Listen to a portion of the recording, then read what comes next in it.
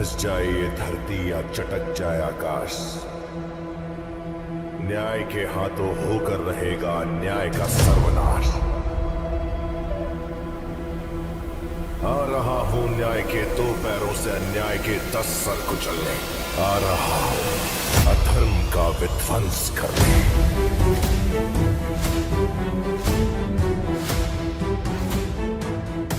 सच्चा राजा सम्राट अशोक। लेजेंड से पता चलता है कि अशोक एक क्राउन प्राइज नहीं थे और कई सारे ऐसे लोग थे जो इन्हें सिंहासन पर नहीं देखना चाहते थे। समय आने पर सिंहासन के लिए अशोक के दावे का समर्थन करने के लिए 500 मंत्रियों को उकसाया, क्योंकि अशोक के चक्रवर्ती सम्राट बनने की भविष्यवाणी की गई थी।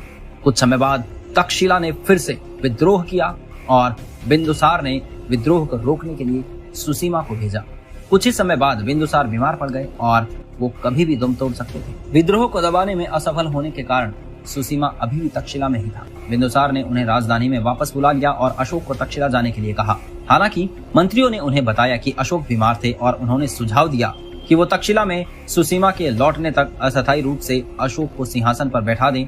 और जब बिंदुसार ने ऐसा करने से इनकार कर दिया तो अशोक ने घोषणा की कि यदि सिंहासन सही तरीके से उसका है तो देवता उसे अगले राजा के रूप में ताज पहनाएंगे। और हुआ भी ऐसा ही।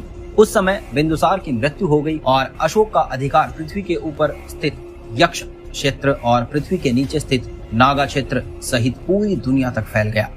जब सुसीमा राजधानी में लौटे तो अशोक के राजमंत्री राधा गुप्त ने उसे चारकोल के एक गड्ढे में गिरा दिया और सुसीमा की दर्दनाक मौत हो गई और उसका सेनापति भद्रा एक बौद्ध भिक्षु बन गया। तो वही महावमसा कहता है कि जब बिंदुसार बीमार पड़ा, अशोक उज्जैन से पाटलिपुत्र लौट आया और राजधानी पर अपना नियंत्रण हासिल कर लिया।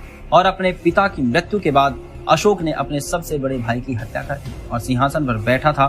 तो साथ ही ये भी कहा गया कि उन्होंने अपने 99 भाइयों को मार डाला, जबकि दीपवंश कहता है कि उसने अपने 100 सौतेले भाइयों को मार डाला था और 4 साल बाद उसका राज्याभिषेक हुआ।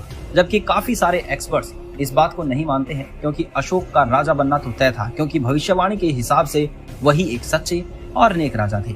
और अशोक जैसे एक सच्चे और नेक राजा की कहानी पर बेस्ड हो सकती है एसएस राजामौली की आने वाली फिल्म बाहुबली 3 की कहानी।